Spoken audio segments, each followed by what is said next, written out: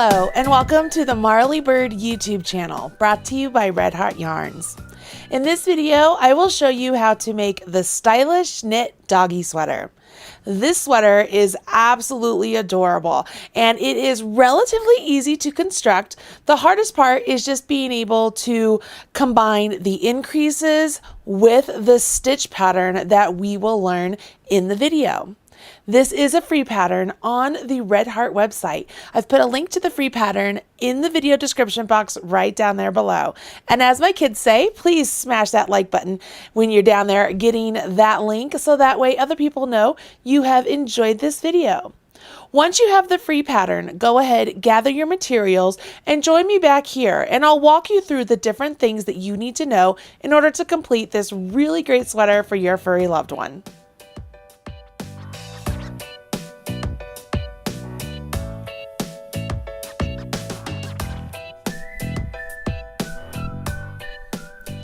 Before we begin with the pattern, there's a couple things I want to point out.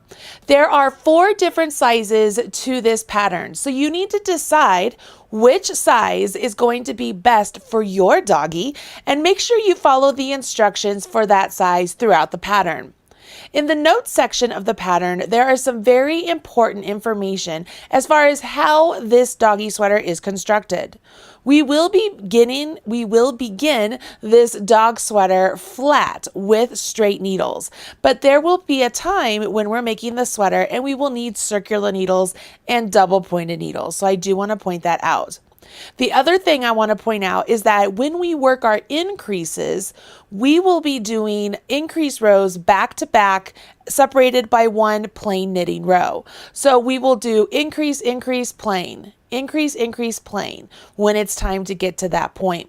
The increases that Jody Lawanda, the designer, chose to use for this doggy sweater are the Make One and the Make One Purl.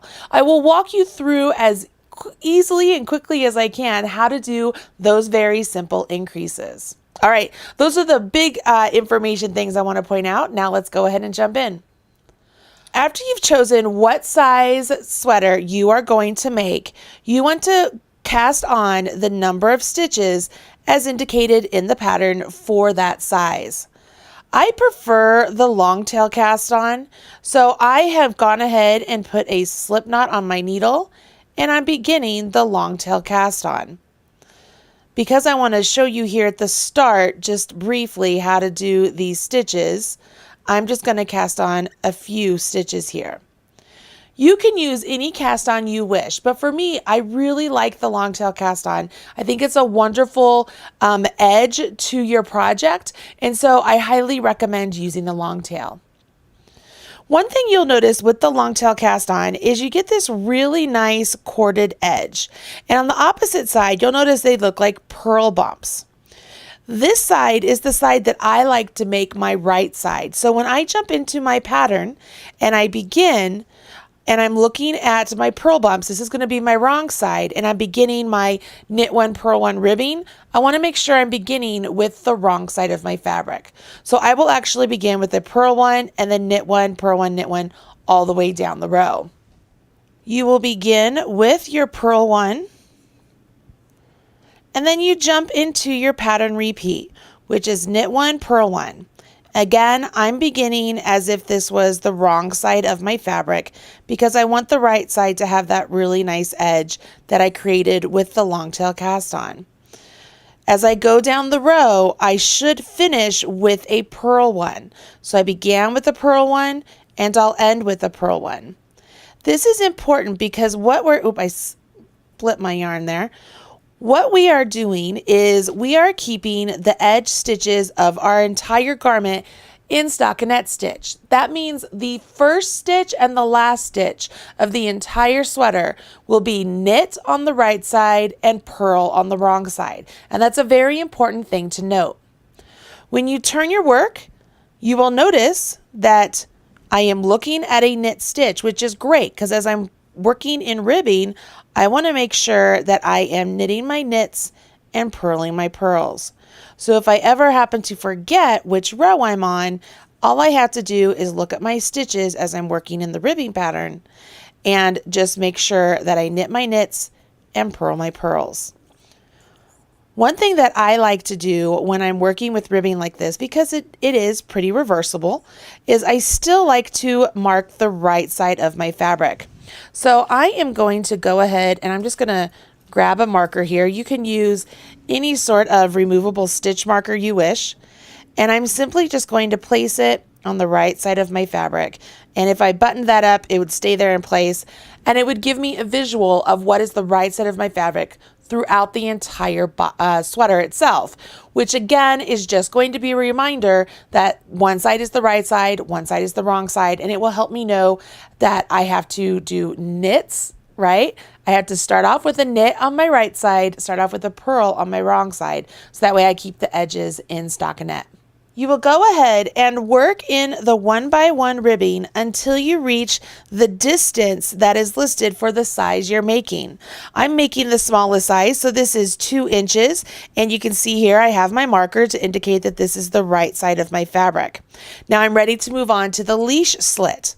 The leash slit is going to be the center 5 stitches. So if you take your total number of cast on stitches and subtract 5, whatever you're remaining with, divide that in half, and then you will go ahead and work in your knit 1, purl 1 ribbing all the way across that number of stitches.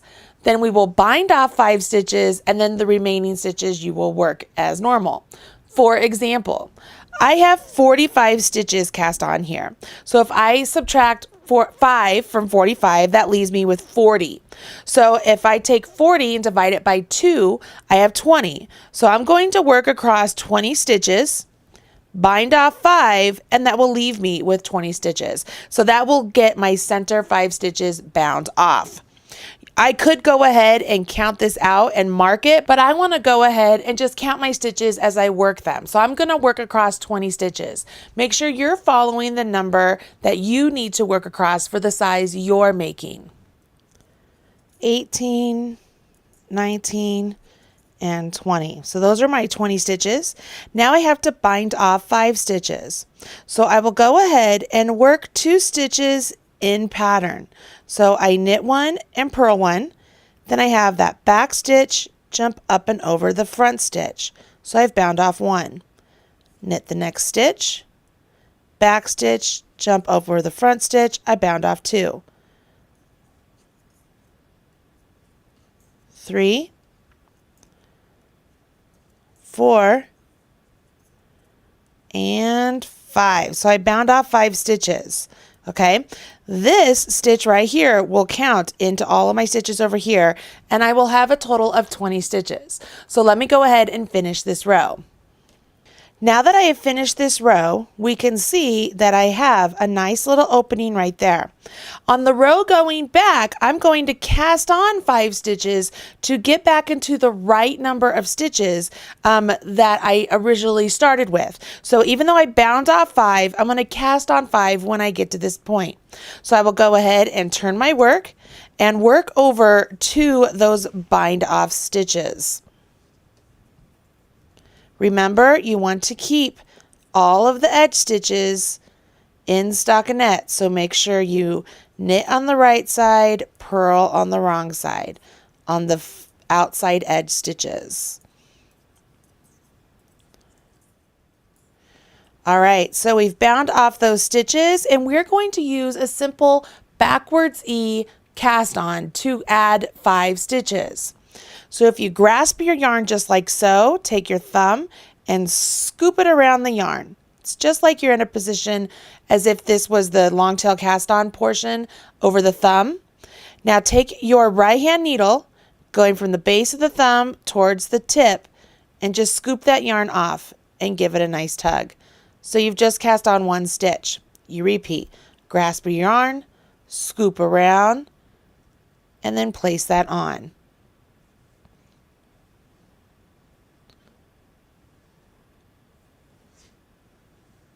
So now I have 5 stitches cast on. I will skip all of those bound off stitches, and I will come right over here to where the other side of my work is and continue on working over there in pattern to the end of the row. When you reach the end of the row, you can go ahead and turn your work, and let's take a look at what we have here. We can see I have a nice little opening. That's where the leash will go through. And I have this nice ribbing completed, and this is the portion that would go around the neck of your dog. After you've completed the slit for the leash, you're actually going to change to color B, and we will knit across this entire row. So you don't want to cut your color A. Leave that attached, okay? So my color B is actually this beautiful like tangerine color right here. I love it. Hopefully you can see it well enough. And I know you're not supposed to put knots in your knitting, but I absolutely hate it when my yarn flops around when I change colors. So I always just tie an overhand like tie. It's not even really a knot. I'm just putting a tie. I put the new color tied onto the old color, and I just scoot it right up to the edge, okay? When I go to weave in on my ends, I'll untie that knot and get rid of it. But this is just my preferred way. I just like it better when I'm working with color work. So I'm going to try and move this pink out of the way as best possible so it's not hindering your view. And I'm going to take this beautiful color and go ahead and continue on in pattern. Now you'll notice we are supposed to be on the right side, and I have my right side marked just so it's really easy for me to know. And I'm going to knit this entire row. So I'm ignoring the fact that we had ribbing, and I'm just going to knit all of the stitches. When I get to those 5 stitches that I cast on, I do have to pay attention and make sure that I don't accidentally drop one. And not because it can't be fixed, it's why. I just want to make sure that I keep it on there so I don't have to worry about having to fix a drop stitch. But also, they're going to be a little bit looser than the stitches that I'm working right now. So here we are. I'm coming up to my stitches that I cast on. Okay, so I'm going to go ahead, make sure I go into the stitch just like I normally would, and just knit it. Even though it looks like it's just a twisted piece of yarn on my needle, you just take your time and knit them. They're a little bit loosey-goosey, but that's the nature of this particular way of casting on stitches mid-row. But it is one of the easiest ways to do it, so I figured I would just show you that one. And then carry on. Yay! So you can see there, I just worked across those stitches, no big deal. And I'm going to get to the end of the row.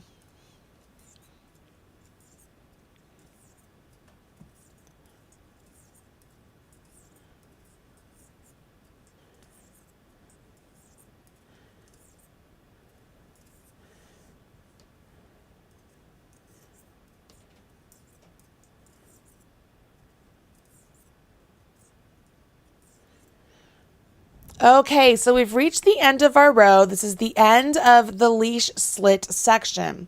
As we take a look, we have our nice ribbing completed, the slit is there, and we have color B on the needle. It's at this point that we are now going to work our increases for the body of the sweater. As we work these increases, we are also going to work in our slip stitch striping sequence, okay?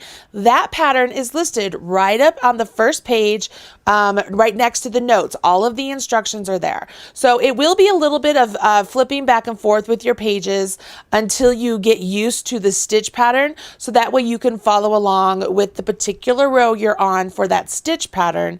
And then if you go back, you need to make sure that you're following along with the instructions. So I'm going to give you a brief sort of rundown of what we're going to do here. Okay, as we are going to work on this next section, so I'm going to turn my work. So I start on the wrong side. We are going to first keep our outside edge stitches in stockinette. So if I'm on my wrong side, I will purl the first stitch and purl the last stitch. If I'm on the right side, I would knit the first stitch, knit the last stitch. Okay, so that's the first thing to remember. The second thing to remember as we're working through these increases is that when we are increasing on the wrong side, we will do a make one purl. When we're increasing on the right side, we will just do a make one knit. Okay, so what's really convenient is if you pair up those two things I just told you. If you're on the wrong side, you purl the first stitch, and if it's an increase row, you'll do a make one purl. Pretty convenient. We can keep that consistent. The opposite of that is if you're on the right side, you would knit the first stitch. And if you're on an increase row, you do a make one knit. Okay, so that will be a really good way for you to think about, oh, which make one do I do? Well, am I on the right side or the wrong side? So that will help you work through that. Another way to think about it is we want our body of the sweater to be in stockinette stitch. So even though we are working in this pattern stitch, the pattern stitch still keeps a stockinette stitch pattern. So we want to keep our knits on the right side and our purls on the wrong side. Okay, the next thing I want to point out is that we are going to be increasing back to back. So we will do one row even and then do an increase row and an increase row. One row even, increase row, increase row. One row even, increase row, increase row. Does that make sense? So, and when I say one row even, all that means is you're going to be following the stripe sequence, however it's written, without any increases, okay? So if you remember that you are going to do even, increase, increase, even, increase, increase, that will help you not really have to go back and forth in the pattern as much because you'll be able to remember when you increased or when you did not. Here's another thing you need to know. As we are working the pattern stitch and the increases, you will not work the actual pattern stitch into those increases until both increases are complete. Here's why. If the pattern stitch sequence is a multiple of 2, you want to make sure that you have those 2 extra stitches on the pattern multiple in order to work into it. If you start using the pattern multiple within the stitches that you've increased before you have enough stitches to actually work through a full multiple, you're going to get off track. So the best way to keep track of that is to make sure that your slip stitches are in the right order. And as you start establishing the pattern, that will make sense. I will give you my little tips of how I try and make sure that my stitch pattern sequence is on point until I have enough stitches increased to incorporate those into my stitch pattern multiple. So that should help. All of this is to kind of give you the prep work of, hey, you can actually do this, but these are some things you have to pay attention to. Okay, I know that's a lot to throw at you, but let's review it just one more time. You keep the edge stitches in stockinette. As you're doing your increases, you will do a make one knit on the right side or a make one purl on the wrong side. You will work increases back to back, separated by one row of even knitting. So it will be even knitting, increase, increase, even knitting, increase, increase. Last but not least, as you're working the striped sequence or the slip stitch stripe sequence, you want to make sure that you're maintaining that stitch multiple within the correct number of stitches. So only incorporate your increased stitches as there's enough to create the multiple. All right, let's work through all of that together, but at least that gives you the prep work, okay? Let's jump in. I am on the wrong side of my fabric, which is what I'm supposed to be on according to the pattern. I still have my color A attached. We will not be cutting any of our yarn as we're working along. We want to carry it up. And I will jump into the first row. It says beginning with row 1, work the slip stitch stripes pattern across. Well, row 1 of the slip stitch stripe pattern is just knit. So I am going to knit with my color B all the way across. Simple enough so far, right? After that long explanation, it's nice that we start off with something really simple. All right, so I'm knitting my last few stitches. As I move on to the next row, it is my first increase row. And if I look at my slip stitch stripe pattern, I also have to change colors at this point. So let me go ahead and grab my color C. And I'm going to tie my color C just with an overhand tie on my color B and just pull it up. It just keeps things stable for me. I like that. I'm also going to keep my color A and my color B attached. So I am not going to undo those, okay? I want to keep those attached. And now I carry on. So this is where I want to have a couple things I will remember. 1, my first and my last stitch are going to be knits because I'm on my right side. 2, I am on my increase row, which means when I do my make one, I'm going to do a make one increase knit right there. I'll do a make one increase knit right there. Okay. 3, as I'm working across this row, I want to make sure I'm working in the slip stitch stripe sequence. There's a lot of things to remember here, but we can do it. All right, so this first stitch is going to be knit. So let's go ahead and knit that first stitch. And it's time to do a make one knit. To do a make one knit, I'm going to hold this apart. Can you see that string right there? I'm going to pick it up with that. You see that string right there? We are going to use our left-hand needle and scoop up that string from front to back. Okay, I'm going to do that again so you can see it. Left-hand needle, I'm going to scoop up that string from front to back. Now that string is resting on my left-hand needle just like it normally would if it was a stitch, right? Because I don't want to get a big hole, I now want to make sure that I knit this string through the back leg in order to twist it, thus creating a stitch. So I'm going to take my right hand needle and I'm going to go into the back leg of that stitch I just picked up, that string. Can you see that? I'm in the back leg. I go ahead, yarn over my right hand needle, pull that yarn over through the stitch like I normally would, and then let it jump off the needle. I've now twisted that stitch. Can you see that twist right there? So I should not get a very big hole because I've twisted that stitch and I've worked my increase. Fantastic. I now have one extra stitch that I did not plan on for my stitch multiple. So this is not written in the pattern, but this is how I make sure I keep track of what stitches are in my stitch pattern multiple so that I don't get messed up.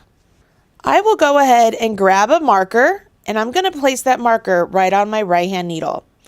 Now I can go ahead and carry on in the slip stitch pattern sequence. So the pattern starts off with a knit 1. Now you'll notice there are instructions in brackets. All that means is everything that is within those brackets, you will repeat all the way across the row. So the first part says we will slip 1 with yarn and back. So I'm going to go into the stitch as if to purl and slip it with my yarn and back, and then knit my next stitch. Slip it with the yarn and back and knit my next stitch. Slip with my yarn and back, knit my next stitch.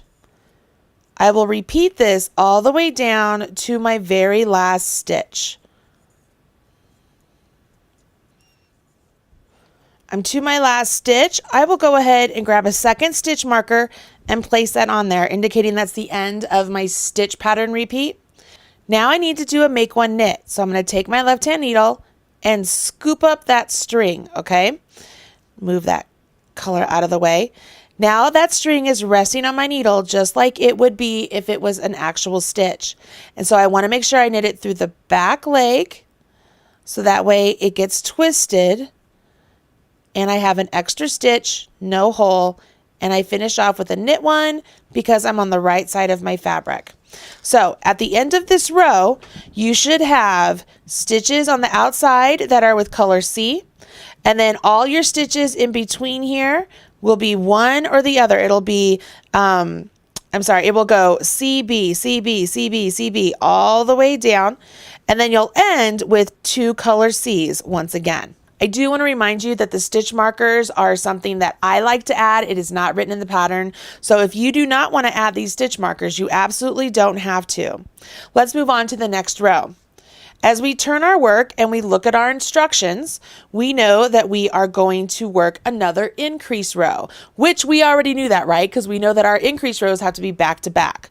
So we did 1 increase row. Now we're doing our second.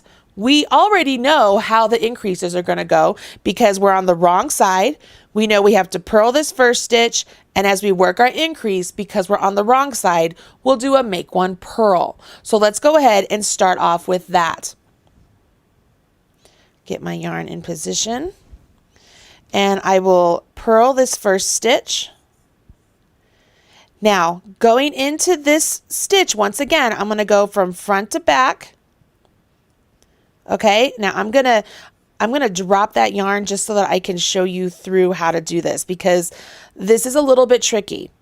We want to purl through that back leg there. And what that means is we have to take our right hand needle and going from the left side of the back leg to the right side, we want to put our needle through that back leg.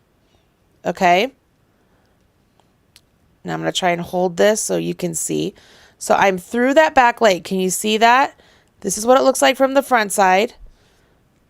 And then I would go ahead and purl it.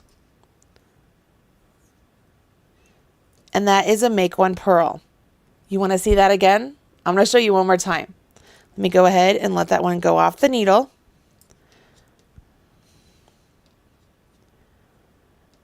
I'm going to scoop that up from front to back and then going from left to right through that back leg, left to right.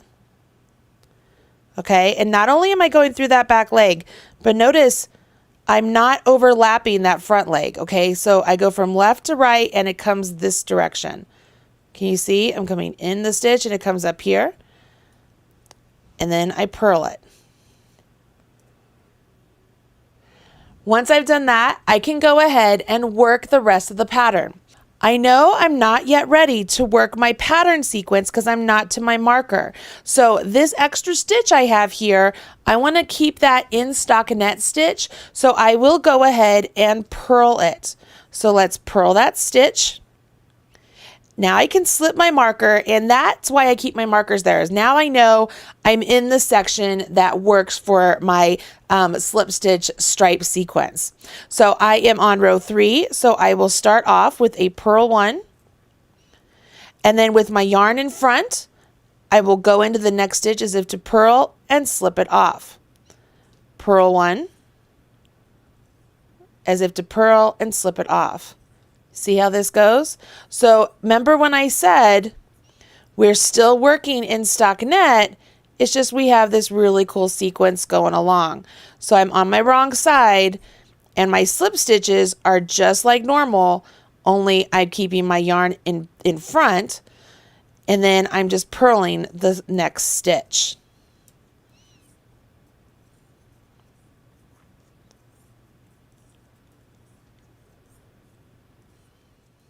When I get to my marker, I simply slip my marker. I will purl that stitch because I'm on the wrong side. And then I have to do a make one purl again. So I scoop up that string. Okay, so I have that string there. And I'm going to make sure my yarn's in front. I'm going to go into the back leg of that stitch as if to purl. Yarn over and then purl out. Purl my last stitch. All right, so let's see here. This is what I have. You can see I've got stitches out here on the outside, and I've got all of my sequins in order here. The next row is a plain row, meaning we are not going to work any increases. We're simply going to follow our slip stitch striping sequence.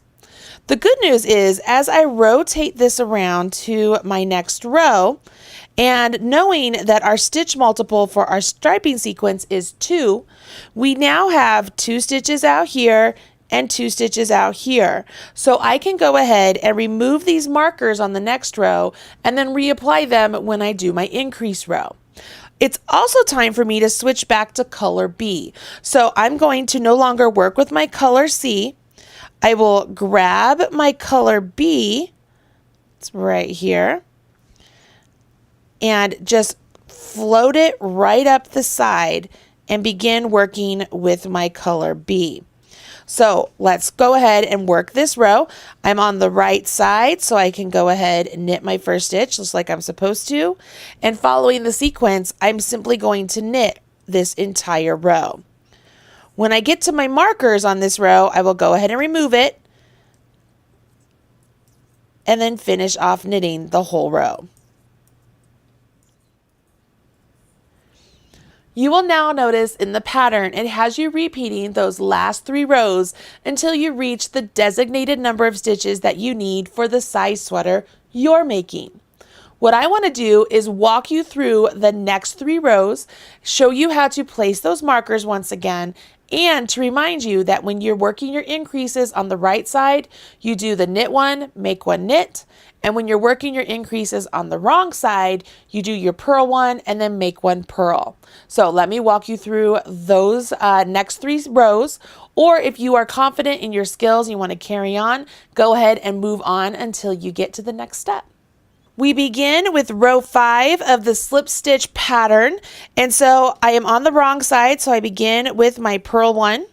Then I want to do a make one purl because this is an increase row. Take my left hand needle, go from front to back and scoop up that bar. Now I take my right hand needle and going from left to right, I'm going to put my needle through the back leg of that bar. It is a little tricky, take your time.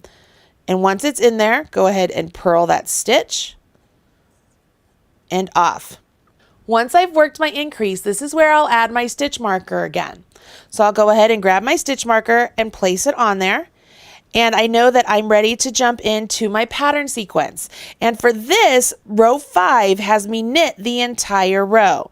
So I will go ahead and knit down to the last stitch of my row. I am to the last stitch of my row. Again, I want to grab my marker, place it on my right hand needle, and then I want to do a make one purl. So I scoop that string up from front to back, make sure my yarn is in front, go into the back leg of that string I just scooped up, and go in as if to purl. Again, it is tricky, guys, so take your time. All right, and then purl it and off, and then purl that last stitch. So that was my first increase row of my set, right? So as I turn my work, I know that I am on row 6 of my pattern sequence, and I'm on my second increase. Okay, so let's go ahead and move on to row 6. Row 6 has us going back to color A. So I'm going to come down here, grab my color A, and as I bring it up, I do want to make sure that I am not puckering any stitches, okay? So what I mean here is that, let me get all of this string organized. When I pull this up over here on the side, I want to make sure I'm not pulling it super tight. I want to make sure I have a nice even float right there, okay? I'm on the knit side of my fabric, so let's go ahead and jump in with my knit one. And then I have to do a make one knit, so I will take the left hand needle, scoop up that string, go into the back leg of that string, yarn over and knit. The next stitch, I want to go ahead and knit it. Remember, I want to keep those in stockinette. Here's my marker, so I slip my marker, and that lets me know that I'm ready to jump into my slip stitch stripes pattern. For this row and the next row, I'm only going to knit. So I will go ahead and knit down to my marker. If you are not using markers, you would knit down to the last stitch. I am to my marker here, so I can go ahead, slip my marker over. I will knit this stitch, and then I will do my make one in this spot. So I scoop up that bar, go into the back leg, and do my knit one, and finish off with my knit stitch. That was my second increase row, okay? So now I know that I'm gonna do one row plain. Remember, it's increase, increase, even, increase, increase, even.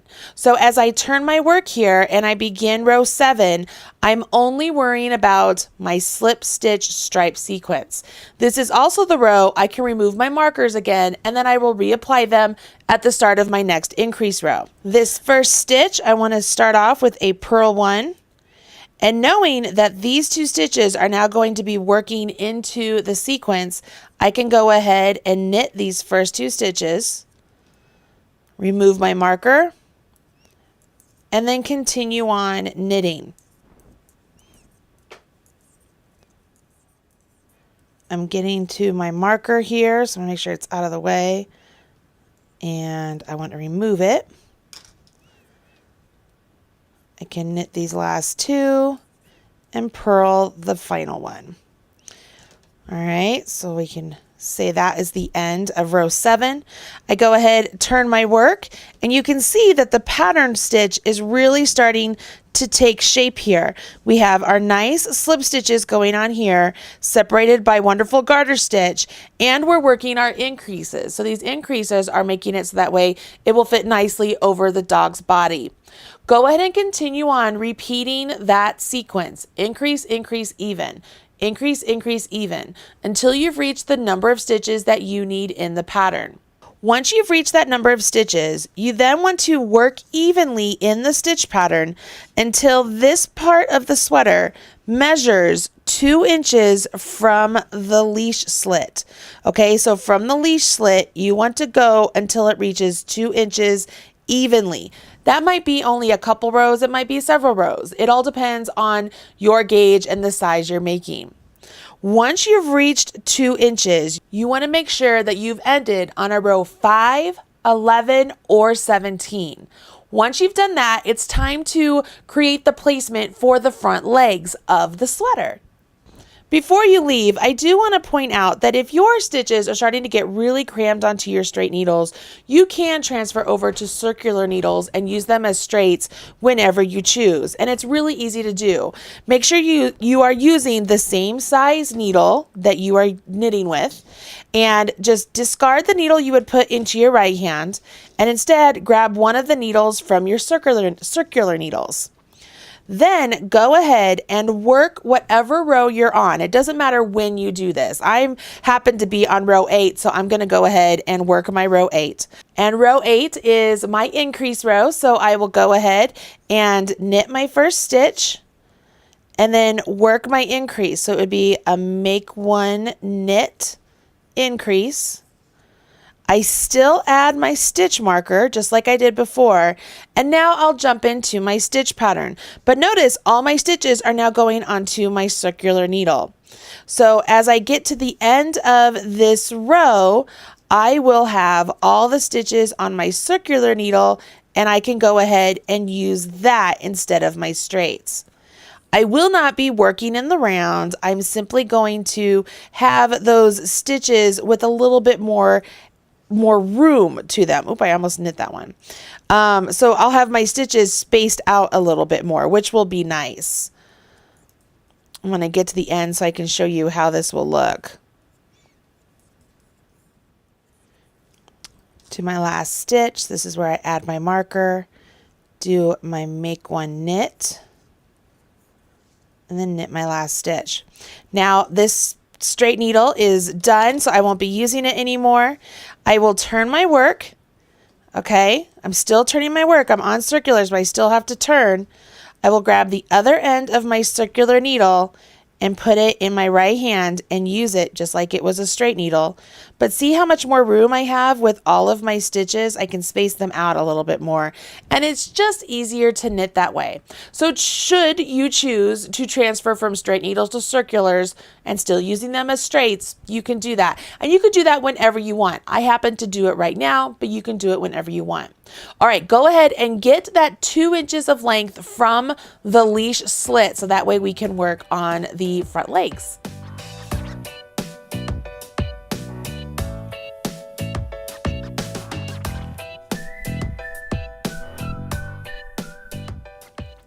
You've reached your 2 inches. It's getting pretty easy now, right? It feels like you've kind of caught a rhythm, especially after you've finished those increases.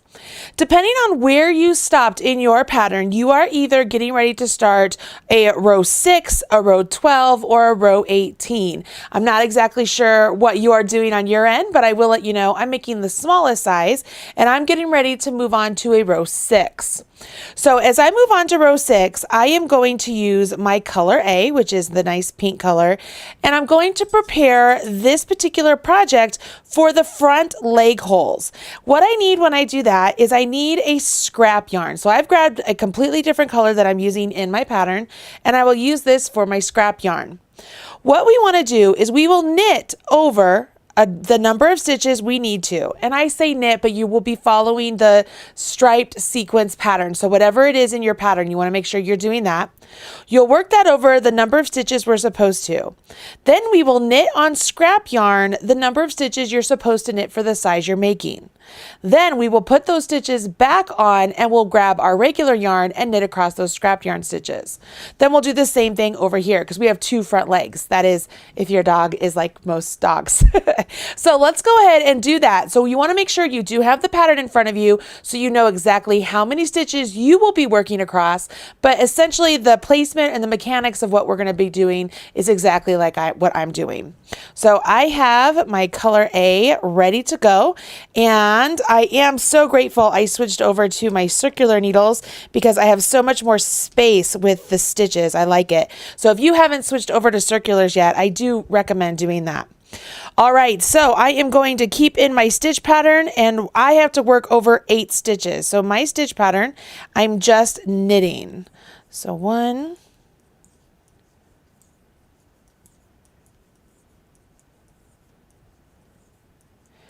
all right, so I knit over 8 stitches. 1, 2, 3, 4, 5, 6, 7, 8. Now with my scrap yarn, I need to knit 11 stitches. So I'm going to grab my scrap yarn. Make sure you leave a tail so it doesn't accidentally get pulled out. 1,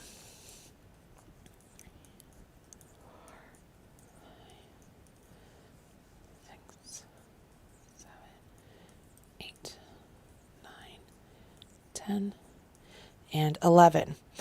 If you did a different number, make sure you've worked that particular number. Once you've done these waste yarn stitches, you want to slip those stitches back onto your left hand needle. You'll notice I'm just going through the back leg of each stitch and slipping them right back over to my left hand needle. It'll be easy to tell which one's the first one because it's all done in that scrap yarn color. I'm going to go ahead and cut because my yarn was still attached to its ball of yarn. All right, so once I've done that, here's a little something that I do. I will tie the two ends, not super tight, just make a little knot so that they don't go anywhere so it doesn't accidentally get pulled out. It's just something I've always done, so I'm going to do it again. Now, back with our original color. So for me, I'm back with color A. I will go ahead and continue on in my pattern across these stitches. And for me, that means I'm just knitting. So I will knit across these stitches.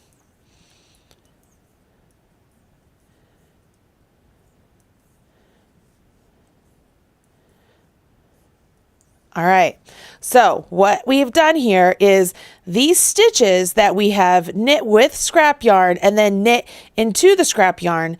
Later on, when we go to pull out that scrap yarn, we're going to have live stitches there that we will then be able to pick up and actually work the little border around the leg opening, okay? So once you've hit this part, we will continue on in pattern, working the number of stitches as listed in your pattern. For me, I have to work another 31. So I'm going to continue on in my pattern and do 31 knit stitches. Once I've reached those 31 for me, I will now grab scrap yarn again and work across 11 stitches. Remember, you want to work the number of stitches as indicated in the pattern for the size you're making.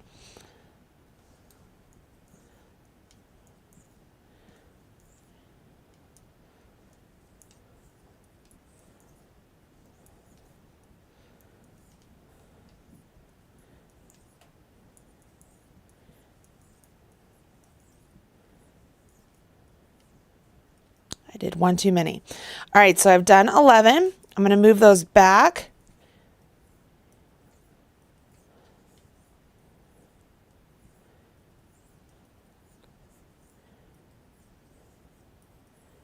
All right, so those stitches are back on there. Let me snip that one. Grab my working yarn again and then knit across these stitches. This is why I always tie these, because I'm always afraid I'm going to accidentally pull one. And I don't tie them really tight because I still want my work to move around with me. But I just make it so that if it were accidentally pulled, it doesn't get pulled out completely. Just precaution.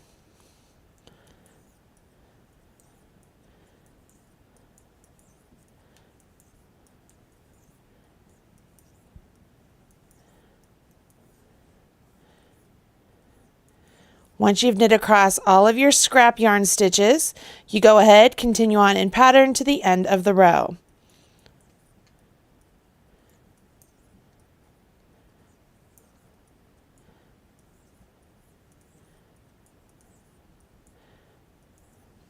All right, so I've worked that entire row, and if I set this down, let me get all that yarn out of the way so we can take a peek. You can see where the blue is, that's where I have set up my legs for my doggy sweater. So that's where the front legs will come through. At this point, you get to go ahead and continue on working the back of the sweater, following along with the slip stitch stripe sequence. You will work the back of the sweater until it measures the distance that's written in the pattern.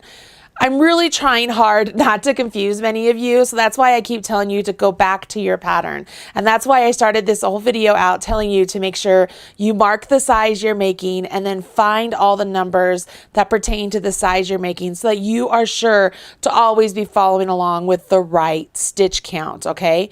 Once you have reached that measurement, you would carry on with the next set of instructions. You'll notice that the instructions are written for the back end shaping separately for the extra small, the medium, and the large. So you will want to make sure that you are following the sequence of the pattern that for the size you're making. Let me go ahead. I'm going to get mine to the size I need. And I remember I'm making the extra small because I have 2 Chihuahuas, so I can have one of them wear this. I have a little girl and a little boy, so I'll probably give this to Lucy, the little girl. I'm going to get this to the size it needs to be for the extra small, and then I will come back here and I will walk you through the extra small instructions. And if there's anything different on the other set of instructions for the other sizes, I'll be sure to point those out as well. So go ahead, finish the back of your sweater. Join me back here for the next set of instructions. You've made it this far. Don't give up yet. Finish your body of the sweater and then join me for part 2 to see the conclusion of this super cute sweater that I made for Lucy.